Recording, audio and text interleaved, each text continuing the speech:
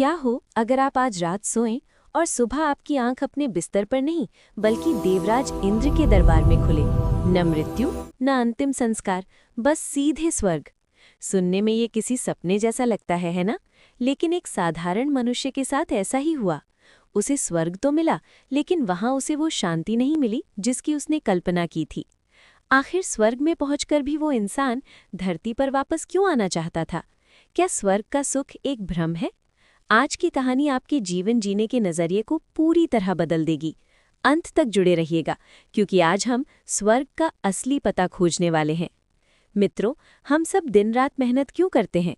ताकि हमें सुख मिले। हमारे धर्म ग्रंथों में स्वर्ग को सुख की चरम सीमा बताया गया है। हम सोचते हैं कि एक दिन हम सब कुछ पा लेंगे और फिर हमेशा के लिए खुश हो जाएंगे। लेकिन समस्या ये है कि हम स्थान बदलने से स्थिति बदलने की उम्मीद करते हैं। हम सोचते हैं कि अमेरिका जाने से, बड़ा घर लेने से या स्वर्ग जाने से दुख खत्म हो जाएंगे। आज की कहानी इसी भ्रम को तोड़ेगी। ये कहानी है भोला की, जो बिना मरे यमदूतों की एक छोटी सी गलती के कारण स्वर्ग पहुंच गया। फिर क्या हुआ, चलिए सुनते हैं। एक छोटे से गांव में भोला नाम का एक लकड़हारा रहता था। वो न तो बहुत बड़ा भक्त था, न ही पापी। वो बस अपना काम करता और मस्त रहता। एक दोपहर वो जंगल में एक विशाल बरगद के पेड़ के नीचे सो रहा था। उसी समय यमराज के दूत किसी और को लेने आए थे, लेकिन नाम और स्थान के भ्रम में उन्होंने सोए हुए भोला की सूक्ष्म आत्मा को उठा लिया। जब तक उन्हें अपनी गलती का एहसास होता, भोला स्वर्ग लोक के द्वार पर खड़ा था। भोला की आंख खुली। उसे लगा वो कोई सपना देख रहा है। उसने देखा कि वो एक चमकीले पेड़ के नीचे बैठा है। उसे जोर की भूख लगी थी। उसने सोचा, काश कहीं से गर्मागर्म भोजन मिल जाता। और पलक झपकते ही 56 भोग उसके सामने प्रकट हो गए। भोला हैरान। उसने पेट भरकर खाया। फिर उसे प्यास लगी। उसने सोचा, काश शीतल जल या मीठा शरबत मिल जाता। तुरंत सोने के कलश में शरबत आ गया। भोला ने सोचा, ये कैसी जगह है, मैं जो सोचता हूँ वो सच हो जाता है। मित्रों, वो साधारण पेड़ नहीं था, वो स्वर्ग का कल्प वृक्ष था। कल्प वृक्ष के नीचे बैठकर आप जो भी सोचेंगे वो तत्काल प्रकट हो जाएगा। भोला ने नरम गद्दे मांगे, मिल गए। उसने सुंदर कपड़े मांगे, मिल गए। वो बहुत खुश था।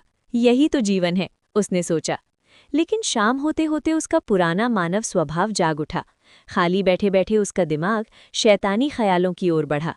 उसने सोचा, अरे मैं यहाँ अकेला जंगल में हूँ, कहीं कोई शेर आ गया तो?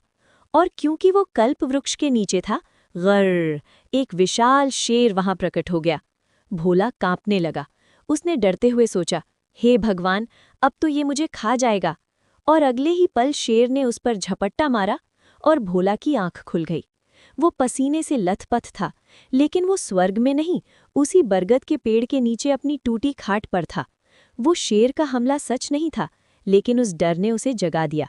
मित्रों, ये कहानी केवल भोला की नहीं है, ये मेरी और आपकी कहानी है। वो कल्प वृक्ष कहीं बाहर स्वर्ग में नहीं है, वो हमारा अपना मन है। हमारे जीवन में भी यही होता है।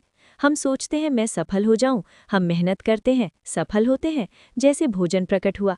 फिर हम खाली बैठते हैं और सोचते हैं कहीं मेरी नौकरी ना चली जाए, कहीं मुझे कोई बीमारी ना हो जाए, और फिर शेर प्रकट हो जाता है।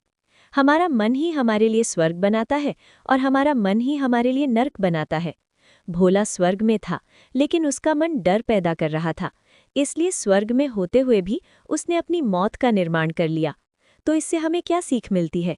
यही कि अगर आपका मन अशांत है तो आप स्वर्ग में भी दुखी रहेंगे, और अगर आपका मन शांत और ईश्वर में लीन है तो आप धरती की तपती धूप में भी स्वर्ग का अनुभव करेंगे। स्थान महत्वपूर्ण नहीं है, आपकी मानसिक स्थिति महत्वपूर्ण है। चिंता चिता समान है। सुखों के बीच रहकर भी यदि आप दुख के बारे में सोचेंगे तो दुख प्रकट हो जाएगा। आज का वीडियो समाप्त करने से पहले आपके लिए एक छोटा सा अभ्यास। कल्पना कीजिए कि आप उस कल्प वृक्ष के नीचे बैठे हैं जो कि आपका अपना मन है। अगले 24 घंटे के लिए आपको केवल और केवल सकारात्मक सोचना है। जैसे ही कोई नकारात्मक विचार आए, उसे प्रभु के नाम से बदल दीजिए।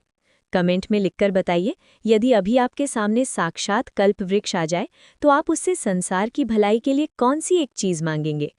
याद रखिए, भगवान श्री कृष्ण ने गीता में कहा है, उद्धरेदात्मानात्मानम, यानी अपना उद्धार स्वयं करो। बाहर के स्वर्ग की प्रतीक्षा मत कीजिए, अपने विचारों को शुद्ध कीजिए, कर्म को निष्काम बनाइए और देखिए, ये धरती ही आपके लिए वैकुंठ बन जाएगी। अगर आपको ये कहानी पसंद आई हो तो इसे अपने उन मित्रों के साथ शेयर करें जो हमेशा चिंता में रहते हैं। प्रेम से बोलिए, राधे राधे।